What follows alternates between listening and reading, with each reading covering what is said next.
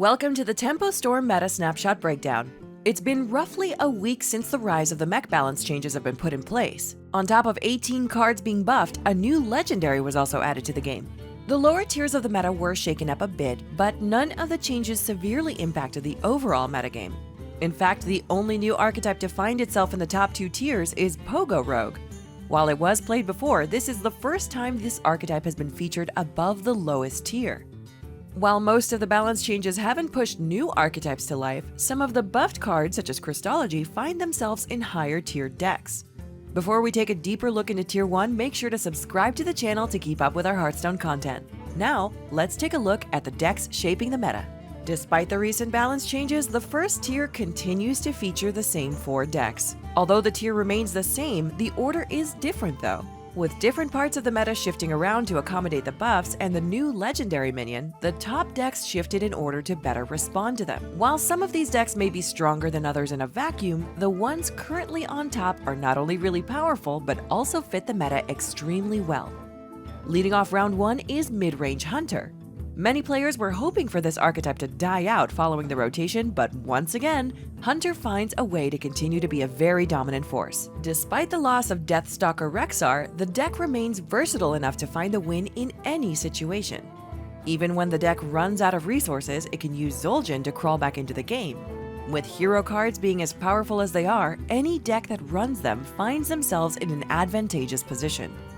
Midrange Hunter has really good matchups against any Conjurer's Calling-based mage archetype, as the Hunter can apply a large amount of pressure early and even has ways to deal with the mage's taunts if needed. Midrange Hunter struggles against faster decks such as Thief Rogue, as the Hunter can't easily stave off the pressure. Occasionally though, the Hunter can use Dire Frenzy and Vicious Scalehide to stall the game out until their opponent either dies or runs out of pressure. Second up in Tier 1 is Bomb Warrior. Bomb Warrior remains the best control deck in the current meta, as nothing else can control the board as consistently. Even though this variation of Warrior plays out like a control deck, sometimes you'll draw a hyper-aggressive hand that your opponent can't answer, leading you to become the beatdown deck. Bomb Warrior excels against faster decks that struggle to beat large amounts of removal.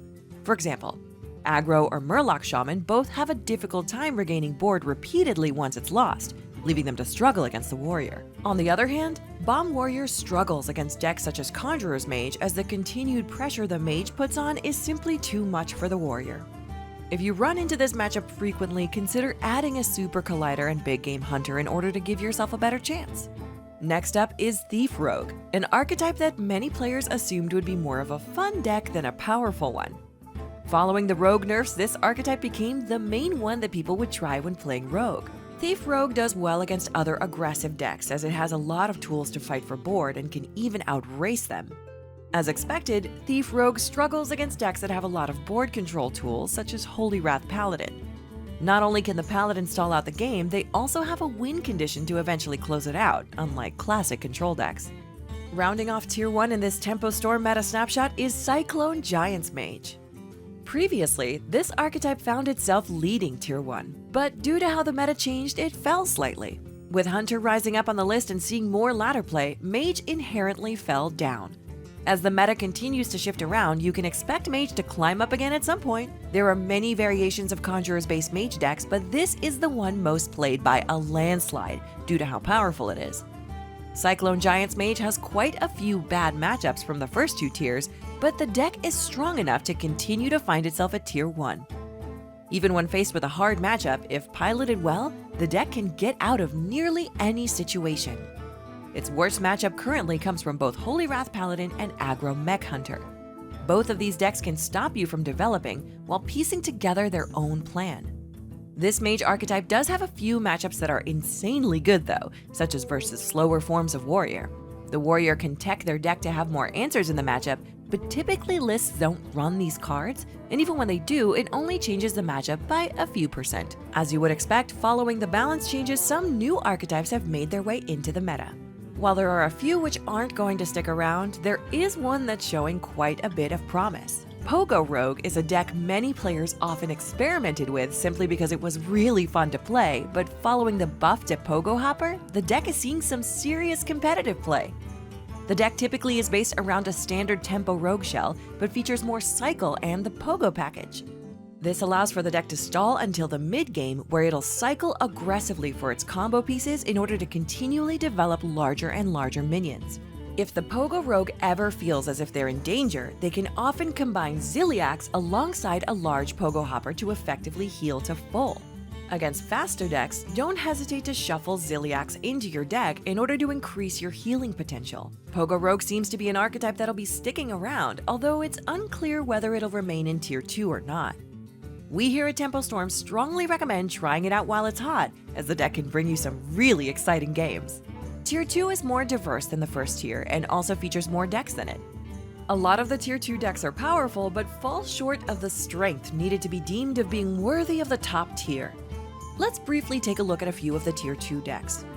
Leading off Tier 2 is Aggro Mech Hunter.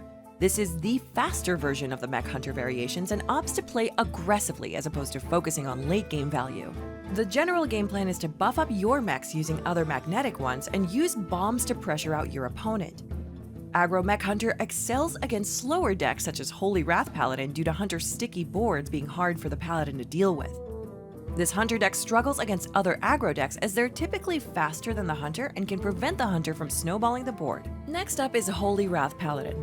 This archetype got indirectly buffed when Blizzard lowered the cost of Crystology to 1 mana. This allows the deck to cycle faster, allowing it to close out games that much more quickly. This form of Paladin does really well against decks such as Aggro Shaman, as the Paladin has access to immense amounts of healing and board clears, essentially making it near impossible for the Shaman to close out the game.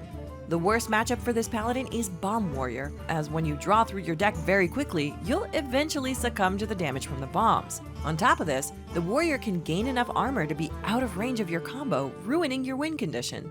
The final deck we'll look at today is Aggro Shaman. This archetype is making a return to the meta, even though it fizzled out once before.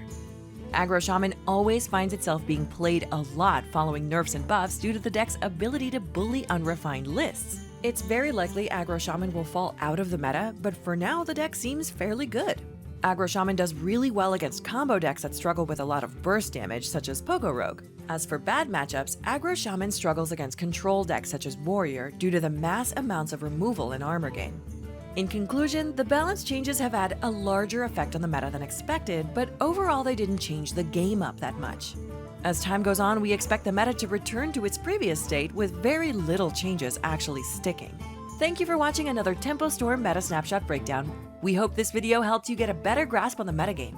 Be sure to like the video and subscribe to the channel to keep up with the rest of our Hearthstone content. See you next time!